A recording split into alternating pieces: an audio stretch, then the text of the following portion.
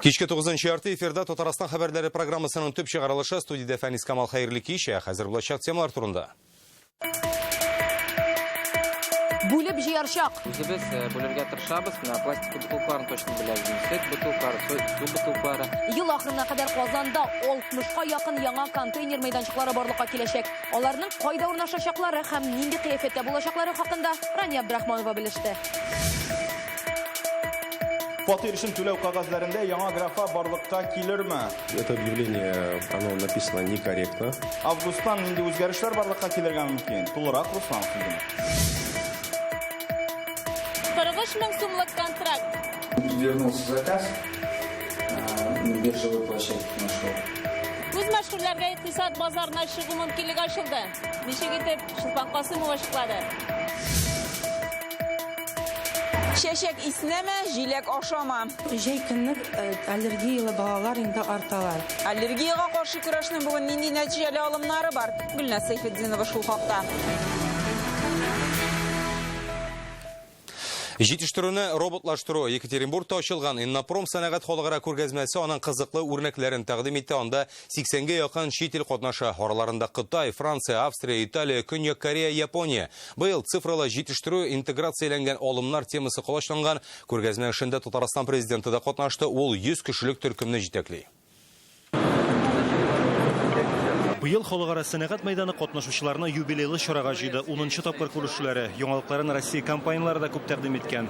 Бүген цифрлаштыру медицина һәм автомобиль төзелеше тармагына нык үтеп керә. Әмма тиздән җитештерү мәйданнарында да акыллы тимер кулларсыз булмаячак. Сейчас как-то не модно говорить, что Кешеләрне алыштыру турында сөйләргә күнекмәгәнбез, әмма кеше хата ялгышларыннан саклау турында уйлану кирәк. Шуны максат итәбез. Технологик процесс белән дөрес идарә итү уңышлы имин эш нигезе ул. Иннопром дәрәҗәсе артуга бара. Былтыр ул 20 ил вәкилләрен җыйган иде. Быел алар саны 4 тапкырга артак.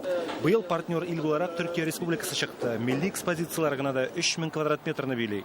Татарстан делегациясе алардагы 40 предприятие үрнәкләре белән таныша. Рөстәм Миханов ике яклы очрашулар уздырды. С 2015 года находимся в Татарстане.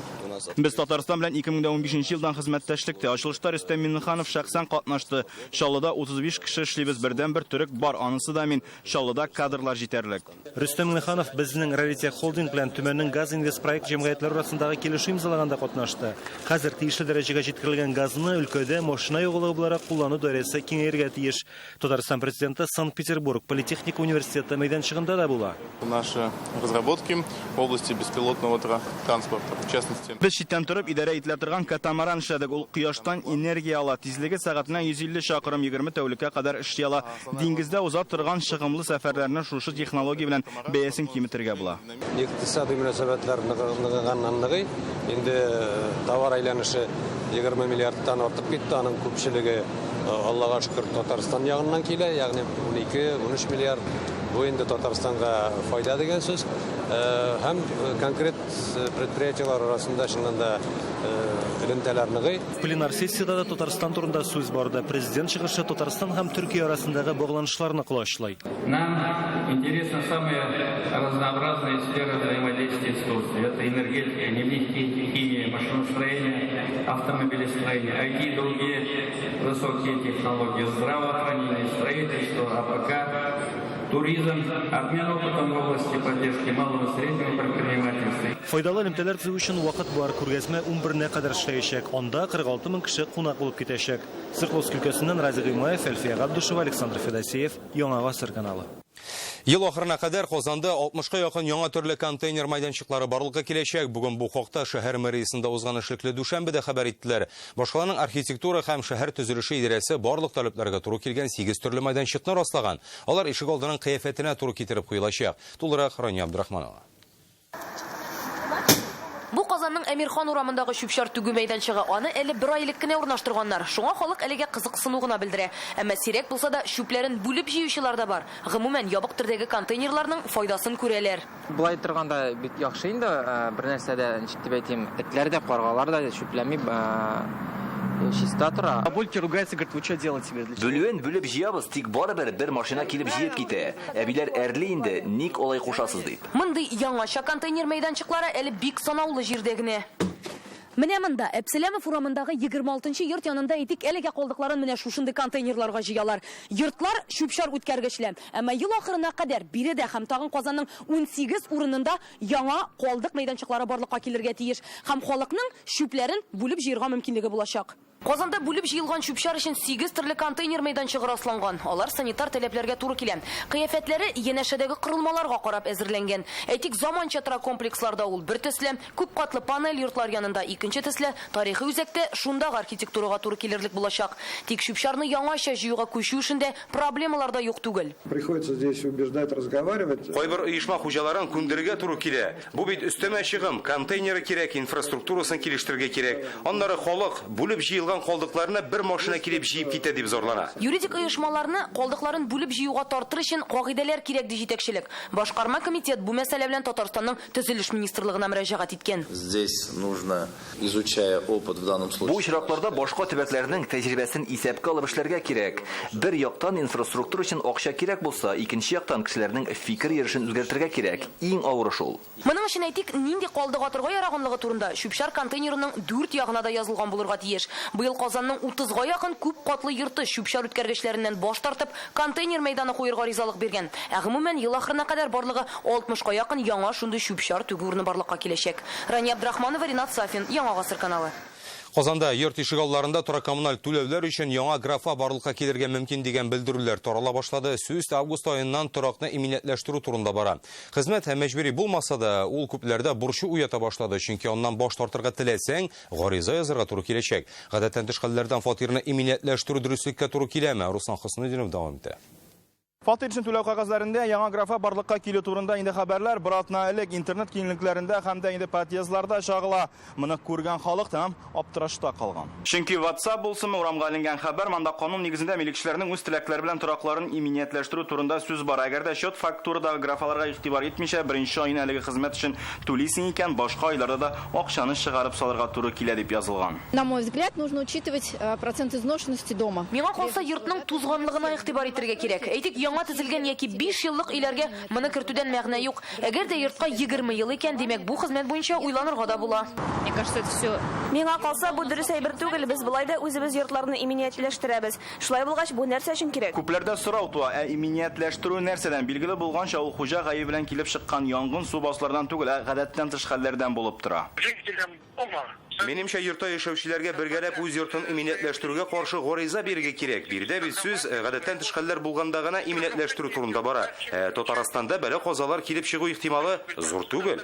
На самом деле в законе не написано, что будет именно это счет фактуры. Канунда бу счет фактурада була дигән сүз язылмаган. Тик торганнан гына мондый графа барлыкка килә алмый, шуңа да аерым документ өстәмә мәгълүмат бирелергә тиеш. Татарстанның төзелеш, архитектура һәм торак коммуналь хуҗалык министрлыгы җитәкчеләрендә бу хәбәрләр шулай ук аптырашта калдырган. Это объявление, оно написано некорректно. Әлеге белдерүләр төгәл һәм аңлатып язылмаган, чөнки торак белән бәйле барлыкка килгән өстәмә хезмәтләр белән карарлар идарәче компаниялар белән түгел, турыдан-туры милекчеләр белән киңәшләшеп кабул ителә. Министрлыкта белдергәнчә, бу хезмәт коммуналь хезмәтләр белән бер рәттә булырга мөмкин түгел, шуңа да торакны иминиятләштерү дигән юл август аенда да киләчәктә дә булмый.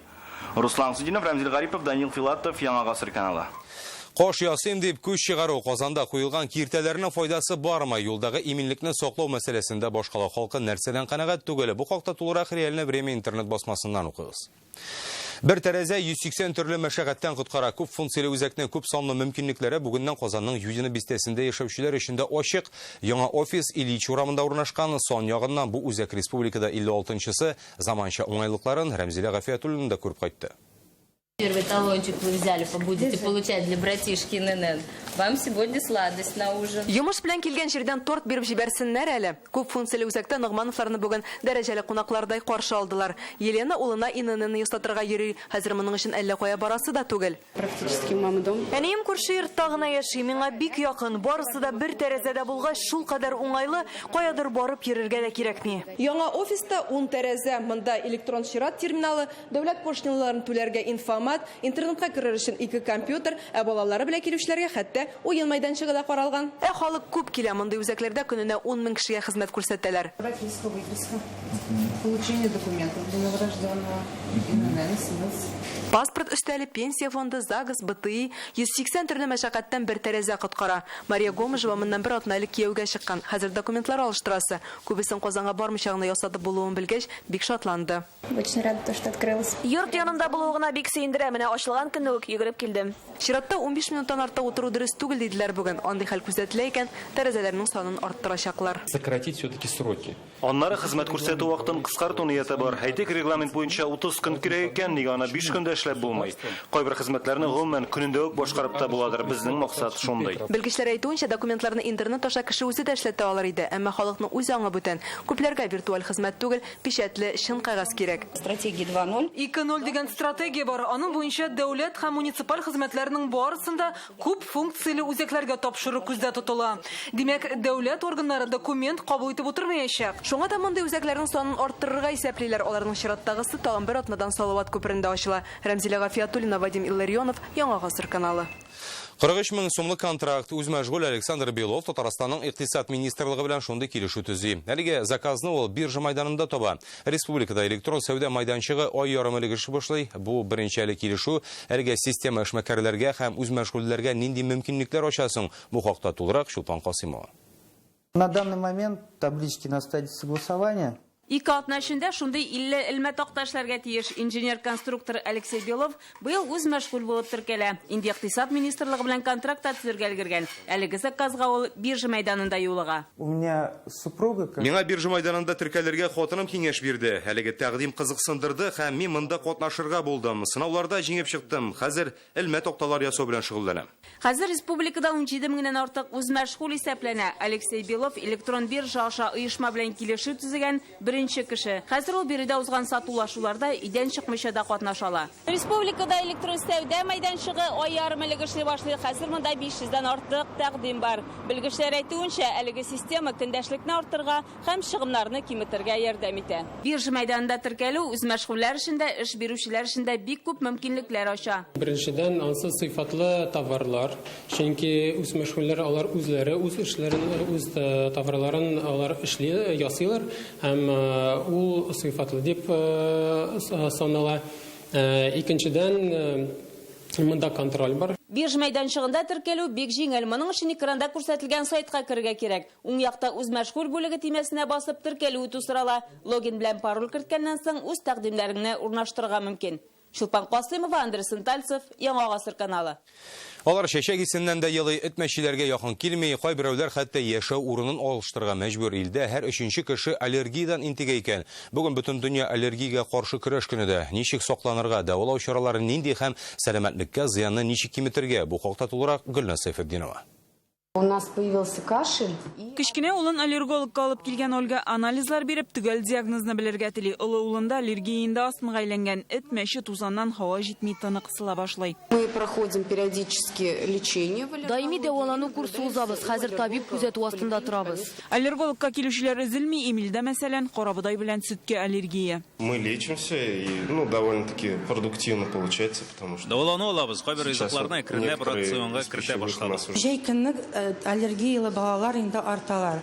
В основном аллергиялы балалар аллергия на үләннәргә була.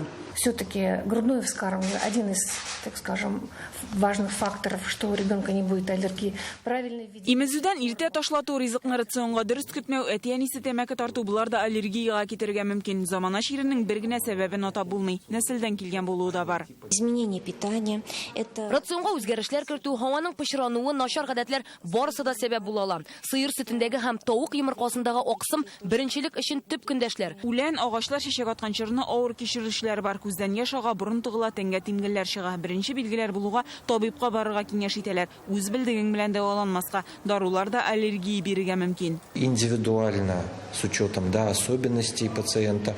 Табиб кешенең шәхси үзенчәлекләренә карап дәвалауны билгели. Монда 3 төп пункт бар. Ризыкка бәйле икән диета тоту, өйдәге тузан белән бәйле икән чисталык, режим, икенчедән дарулар белән дәвалану. Алар аллергия билгеләрен баса. Шулай ук иммунитетны ныгыту да нәтиҗәле. Әмма дәвалау курсы Курсларының дәвамлы булуы шарт, күпләр моны үтәми. Тулы курс узганда озак вакытка аллергияны онытып торырга мөмкин ди табиблар. Гөлназ Сәйфетдинова, Игорь Романов, Яңа Гасыр каналы. Сез хәбәрдар программасын карыйсыз салдагы минутларда.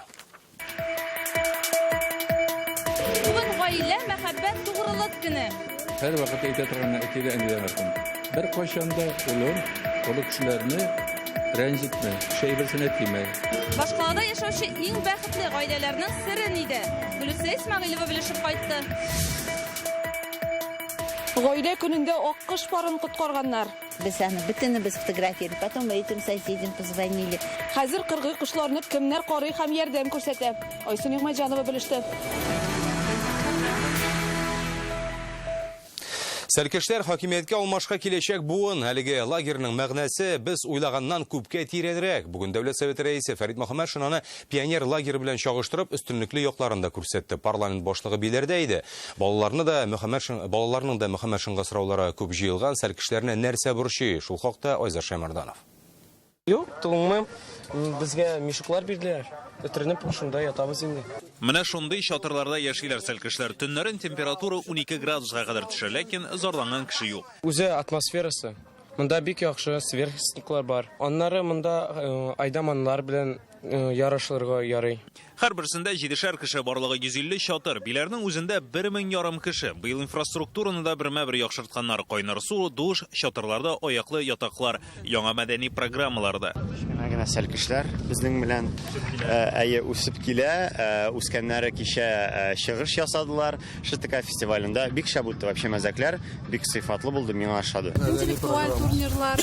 Сәләттә бүген Фәрит Мөхәммәтшин да кунак булды. Аны шундук балалар сыры бала, үзе дә аларны яклап сораулар бирә. Ашаталар, сөртәләр. Зарарларының урын бармы? Җитмәгән җире күпме? Сәләттә төрле юнәлештә математика, маркетинг, кино, тел, IT һәм башка юнәлештә дәресләр бирәләр. Тел һәм тарих, чөнки без биләргә кайтабыз, тарих белән таныштырабыз, балаларны шушы мөхиткә чумдырабыз. Әйтик, экология, табигать экологиясе гына түгел, җан экологиясе, тән экологиясе һәм башкалар. Арт агач биләр аланы үзәгендә урнашкан һәм ул бүгенге көндә сәлкешләрнең иң яраткан урыннарының берсе. Алар монда утырып, ятып, ял итә. Ә кичен арт объект яна, менә буытлар исә үзенә күрә бер агачка чүпрәк бәйләү горыф-гадәтен искә төшерә. Шуның белән символик мәгънәсе дә әлеге арт агач татарның борынгы тарихына һәм мифологиясына барып тоташа. Фәрит Мөхәммәтшин сәләттә инде беренче генә түгел аралаша, кызыксына, сәлкешләрнең дә сораулары күп. Аларны сәясәт тә, милләт язмышы да борчый. Менә бу Финляндиядан килгән Ильяс Кадыр татар теленең язмышы турында сорый. Моны бит Татарстанда кыскартылар татар теле дәресләрен. Анысын кәрәк өстәргә саклауга. Аның урыс милләтте дә татарча аңларга, сөйләшергә, аралашырга мөмкинлек тудырырга кирәк аларга да. Фәрит Мөхәммәтшин сәлкешләр белән шактый аралашты, үзенең балачагында булган пионер лагерны да искә төшерде. Мин үз гомеремдә бер генә мәртәбә булдым пионер лагерьда. Аралаштык, катнаштык, костер ягып, костер янында бийлек җырладык. Шырашулар истә, ләкин бу сәләтнең төп нигезендә формасы тирәнрәк, мәгънәлерәк дип әйтәсем килә. Бу сәләтнең инде 3нче сменасы, алар барлыгы Алтау. Алга таба монда федераль күләмдәге белгечләрне һәм президентны да көтәләр. Биләрдән Айзар Шаймарданов, Алмаз Зиядинов, Яңа Гасыр каналы. Казан Горгаз 65 еллыгын бәйрәм итә һәм газчылар юбилейны яхшы күрсәткечләр белән каршылый. 400 меңнән артык абонент һәм 3000 чакрым озынлыктагы газ үткәргечләр. Бу эшнең никадәр мөһим булуы турында Алия Хайретдинова. Гарифуллиннар гаиләсе Казан Горгазда 35 ел эшли. Хезмәт кенәгәләрендә бер генә язма. Шунысы кызык, гаилә башлыгының 65 еллык юбилее үзе эшләгән предприятиенең туган көне белән туры килә. Гел безне менә путевкалар белән тәэмин итеп тора, санаторийларда ялтабыз, заграницаларда булдык. Эшләгән вакытта рәхмәтләребез зур. Горурлык хисе үзебез өчен генә түгел, үзебезнең менә оешма өчен. Казан Горгазда 100дән артык гаилә династиясе хезмәт куя, эш стажларын бергә кушсаң 1000 елдан артып китә. Очень серьезная команда. Безнең оешма үзе бер бик җитди, нык дус команда. Хәзер менә яшьләр килә, алар безнең дәвамчыларыбыз булсын иде. Ветераннарны хөрмәт итеп, онытмыйча хезмәт итсеннәр дигән теләктә. Газпром Трансгаз Казан җәмгыятенең яңа генераль директоры Рөстәм Усманов газчыларның хезмәткә керткән өлешен югары бәяләде. Бу исемлектә хәзер генераль директор киңәшчесе булып эшләүче Рәфхәт Көнтюков та аерым урын алып тора. Җитәкче эшнең төп максатларында билгеләде. Это, конечно же, надежная работа наших опасных. Бу әлбәттә җитештерү объектларының хәвеф-хәтәрсез эшләве, газ кулланучыларны даими һәм җитәрлек күләмдә газ белән тәэмин итү көзге, кышкы чорда күз уңында. Рөстәм Усманов күпләрне борчыган кадрлар мәсьәләсенә дә ачыклык кертте. Будут ли Үзгәрешләр булачакмы, Башкортстаннан белгечләр килә башламасмы дип сорыйлар. Монда кадрлар бик көчле, юк, башланмый. Бурычлар куелган бердәм коллектив янәшәдә Газпром Трансгаз Казанда нәкъ 1 елдан 65 еллыгын билгеләп үтәчәк. Казанның Горький Әмәт Урман паркында Болгар радиосының ачык һавада гаҗәй бәйрәм концерты узды. Бирегә килүчеләр җыр, бию һәм көтелмәгән дуэтларны күрә алды. Диджейлар гадәттә пульт алдында утырса, бу юлы танылган артистларыбыз белән бергә чыгыш ясадылар. Татарча Open Air'дан Раилә Вәлиуллина. Сандугачлар кебек парлашып җырлыйлар. Радио һәм телевидениедә яңалыклар җиткерүче Миләүшә Кашаповның зур сәхнәгә беренче менүе. Мөлаем тавышы экраннардан һәм радио алгычлардан көн саен яңгыраса да, Илмира Нәгыймова белән бергә җырлау тәҗрибәле дикторында каушаткан. Курыктым, шуннан да курыктым. Бу минем өчен беренче тәҗрибә. Мин моңарча әле җырлап йөргәнем булмады сәхнәләрдә. Миңа бик җиңел, потому что соперник достойный. Друг.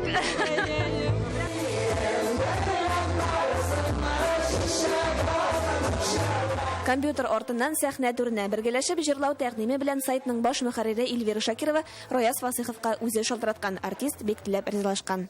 Аның белән шундый рәхәт, үземне сәхнәдә инде әнә ишә тапкыр чыккан кебек хис иттем. Ул теге алдан бик катты тырышсан, килеп чыкмый ул булай. Монда кураж, монда инде шуны халык җыелган, аның әле тәүге сәхнәгә чыгуы кебек җырчы буларак, аның каушавы миңа да ничектер күчә кебек. 10 пар, 10 дуэт. Җырчылар белән бергә җырлау Болгар радиосы хезмәткәрләренең уртак фикере. Уеннар белән шаккатырып булмый, хәзер мәзәк сөйләп шаккатырып булмый. Безнең алып барышларыбыз алар бөтенесе бик талантлы, сәләтле, сөйләү ягыннан гына түгел, менә җырлау ягыннан да бик уста булып чыктылар. Көн белән салкын җырга булыклы була, карамастан мондагы халыкның саны, сабантуйлыкыннан ким түгел, концерт өчен махсус рәвештә Казаннан гына түгел, хәтта Татарстанның башка районнарыннан, авыллардан килүчеләр дә бар. Җырлыйлар шул хәтле матур итеп, артистлардан да артык итеп җырлыйлар. Менә шунысы бигрәк тә безнең күңелгә бик ташады. Мондый җәйге очрашулар Казан белән генә шикләнмәй, җырчылар катнашында кичке уен 18 июльдә Апаста узачак. Раилә Вәлиуллина, Марат Зәйдуллин, Яңа Гасыр каналы. Россиядә 13-нче ел уздырылуга карамастан исеме дә җисеме дә үзгәрмәй, бүген гаилә мәхәббәт, тугрылык көне башлады. Бу бәйрәмне зур гаилә фестивале белән билгеләп үттеләр. Күптән түгел ачылган Пушкин үзәгендә Казан бәхетле гаиләләр шәһәре конкурсы да уза. Гаиләдә тату яшәү серләренә Гөлүсә Исмәгыйлова да төшенеп кайтты. Татар эстрадасының йолдызлы парларыннан алар халкыбызның моңлы сандугачы Зөһрә Шәрифуллина ире талантлы баянчы Азат Халимов белән иң бәхетле парларда. Мәхәббәт һәм тугрылык өчен медаленә ия булдылар. Тыйнак, иманлы, нурлы бу кешеләргә гаилә учагын саклау җиңел булмый. Сабыр булсаң, бер-береңә аңласаң, бер-береңне аңласаң, бер-береңә ихтирам итсәң, әлбәттә инде семьяны саклап калырга була. Гел бергә йөрдек, бик сирәк, аерым йөргән бар. Мондый медальгә ия 12 гаиләнең барысы да 25 елдан артык бергә гомер кичергән. Рәүф абый Гарафетдиновка Чернобыль авариясын бетерүдә катнашу һич кенә дә 5 балалы әти булырга комачауламый. Рездәсе янәшәдә булса, бернинди һәлакәтләр дә куркыныч түгел. 52 ел бергә яшәүче Фәйрүзә һәм Фуат Галимуллиннарның үзәкләренә үткән авырлыклары баш өстендәге үз түбәләре булмаган вакыт. Шул фатирга кергәч, идәнгә аунап сөенешемнән бер шулай дуалар кылган идем. Бу менә үзебезнең пошмак булды бит. Яраттым, әлдә яратам. Бүтән җирен яратам. Тавышын да, эшен дә, үзен дә. Конкурста һәркем катнаша ала. Иң кызык номинация иҗади гаиләдә җиңүчеләрне дә бүген ачыкладылар. Иң интеллектуаль спорт яратучы исеменә лаек булу өчен дә балалар белән бергәләшеп көч сынашалар. Пушкин үзәгенең фойесында исә балалар мәш килә.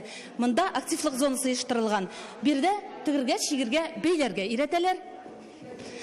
Монысы исә ябыштыру буенча мастер-класс.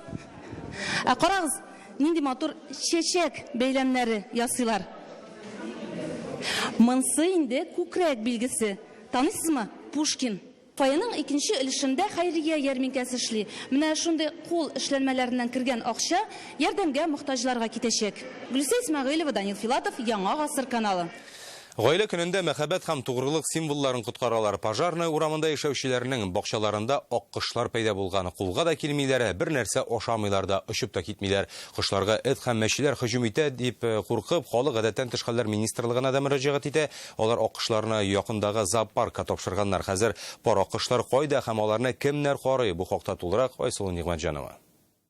Мама спит, папа охраняет. Папа спит, мама охраняет. Шимбә иртәсендә Сибгатуллиннар гаиләсенә көтелмәгән кунаклар килә. Бакчаларында 2 ак кошны күреп алалар. Монда ничек килеп эләгүләре билгеле түгел. Тик бакчада үзләрен хуҗа кебек тоталар.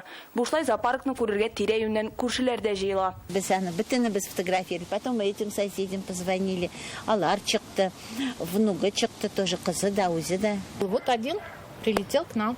Аккош гаиләсе бер урында гына тормый, берсе күршеләргә дә керә. Йорт хуҗасы ашатып караса да, алар ризыкка якын килми. Бакчаларында йөргән ялгыз аккош өчен борчылып, ул ветеринария хезмәтенә шалтырата. Смотрю, гуляет лебедь. Башта бакчада каз йөри дип уйладым. Ветеринарларга шалтыраттым, ләкин ярдәм итә алмыйбыз диделәр. Зоопаркта телефонны алучы булмады. Шуңа күрә 112 номеры буенча шалтыраттым. Коткаручылар аккошларны ятмә җәеп тота һәм Петровский бистәсендәге кунакханәдә урнашкан зоопаркка озата. Зоопаркның әлеге урынында моңарчы бернинди җәнлектә яшәмәгән, нәкъ менә шушы аккош парын көткән диярсең. Инде алар да биредә ияләшеп беткән, ләкин хәзергә кешене якын китермиләр.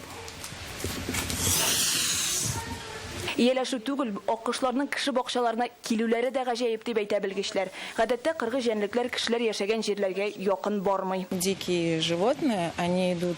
Бәлки кеше янына килүләре үзләренчә ярдәм сорауларыдыр, ләкин алар сау-сәламәт. Хәзергә махсус азык әзерлибез. Әлегә аларның яраткан ризыгы яшелчәләр ашатырга ярамый. 10 көн карантинда булачаклар. Аннан соң кошларны зоопарк янындагы күлгә җибәрергә уйлыйлар. Аккошлар гаиләсе монда яшәп китәрме, юкмы, анысы әлегә билгесез. Айсылу Нигъмәтҗанова, Вадим Илларионов, Яңа Гасыр каналы. Бүгенге көн менә шундый кызыклы хәбәрләргә бай булды. Уңышлар сезгә һәм әлбәттә Яңа Гасыр каналында гына калыгыз.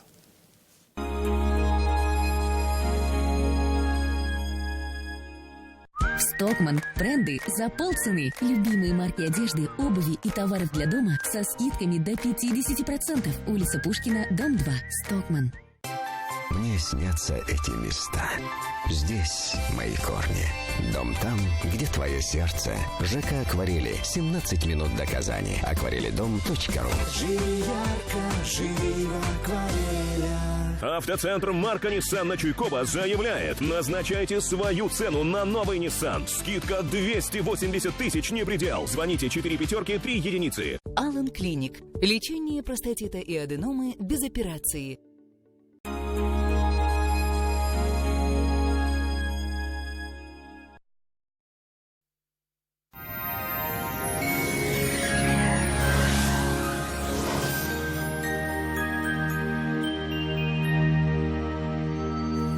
Исәнмесез, хөрмәтле телевизор караучылар. Һава торышы турында тулырак кыска гына мәгълүматтан соң. Данил Мастер яңа акция игълан итә. Бары тик июль аенда шкаф купыга заказ бирсәгез, комод бүләккә. Казан шәһәре Восстание урамы 23-нче йорт, телефон 2 167 166. Яндекс погода мәгълүматы буенча көньяк чыгышта явым-төшемнәр булачак. Республикабызның кайбер районнарында иртән дә, көндез дә яңгыр урыны белән яшен көтелә.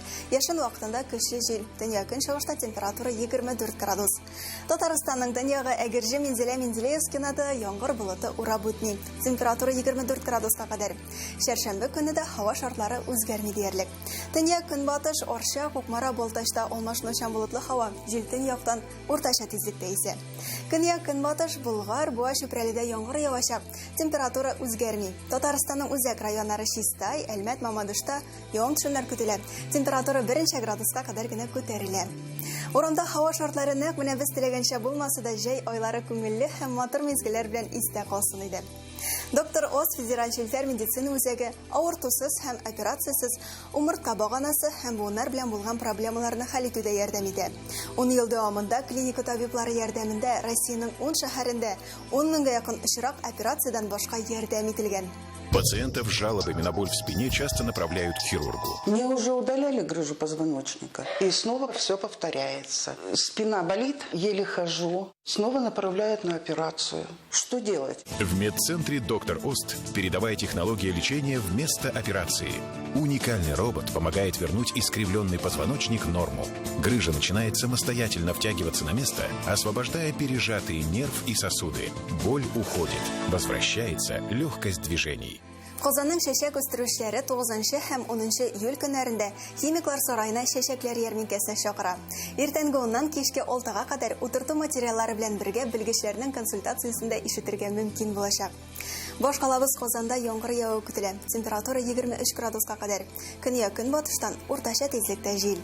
Atmosfera bosimi tirkimish bag'onasining 744 mm tashkil etadi. Havoning shovishtirmash damliligi 77%. Yerning magnit qaratinish. Bugunga shular edi. Isanimin bo'lasiz.